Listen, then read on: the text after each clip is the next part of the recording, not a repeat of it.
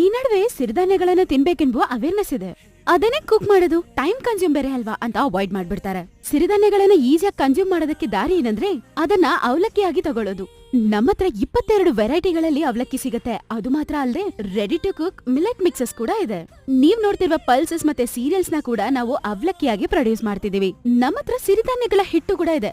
ಅದನ್ನ ನೀವ್ ಯೂಸ್ ಮಾಡಿ ಚಪಾತಿ, ರೊಟ್ಟಿ ಅಂತ ನಿಮ್ಗೆ ಬೇಕಾದ ಎಲ್ಲಾ ಡಿಶಸ್ ಮಾಡ್ಕೋಬಹುದು. ನಮ್ಮ ಮಕ್ಕಳಿಗೆ ನಾವು ಫಸ್ಟ್ ಇಂಟ್ರೊಡ್ಯೂಸ್ ಮಾಡುವ ಫುಡ್ ರಾಗಿ ಅಲ್ವಾ? ಅದೇ ರಾಗಿನ ಸ್ಪ್ರೌಟ್ ಮಾಡಿ ಪೌಡರ್ ಮಾಡಿ ಕೊಟ್ರೆ ಅದ್ಭುತ ಅಲ್ವಾ? ನಮ್ಮ ಮಕ್ಕಳಿಗೆ ಮಾತ್ರ ಅಲ್ಲ, ನಮ್ಮ ತಾಯಂದಿರಿಗೆ ಕೂಡ ಅದು ತುಂಬಾನೇ ಬೆಸ್ಟ್ ಫುಡ್ ಅಂತ ಹೇಳ್ಬೋದು. ತಮಿಳ್ನಾಡ್, ಕೇರಳ ಅಂತ ಎಲ್ಲಾ ಜಾಗದಲ್ಲಿ ಫೇಮಸ್ ಆಗಿ ತಿನ್ನುವ ಒಂದು ಫುಡ್ ಪುಟ್ಟು. ಅದು ತುಂಬಾನೇ ಆರೋಗ್ಯಕರವಾದದ್ದು. ಅದನ್ ಯಾಕೆ ನಾವು ಅಕ್ಕಿಯಲ್ಲಿ ಮಾತ್ರ ಮಾಡ್ಕೋಬೇಕು? ಅದಕ್ಕೋಸ್ಕರ ನಾವ್ ಇಂಟ್ರೊಡ್ಯೂಸ್ ಮಾಡಿದೀವಿ ಎಲ್ಲಾ ಸಿರಿಧಾನ್ಯಗಳ ಹಿಟ್ಟು. ಈಗ ಅವಲಕ್ಕಿಯಲ್ಲಿ ಸಿಂಪಲ್ ಆಗಿ ನಾವು ಮನೇಲಿ ಮಾಡಿರೋ ಡಿಶ್ ನ ತೋರಿಸಿದೀನಿ. ಫ್ಯೂಚರ್ ಅಲ್ಲಿ ಇದ್ರ ಎಲ್ಲಾ ರೆಸಿಪಿನೂ ನಾನು ಹಾಕಕ್ ಟ್ರೈ ಮಾಡ್ತೀನಿ. ನಿಮ್ಮ ಆರ್ಡರ್ಸ್ಗೋಸ್ಕರ ನಮ್ಗೆ DM ಮಾಡಿ.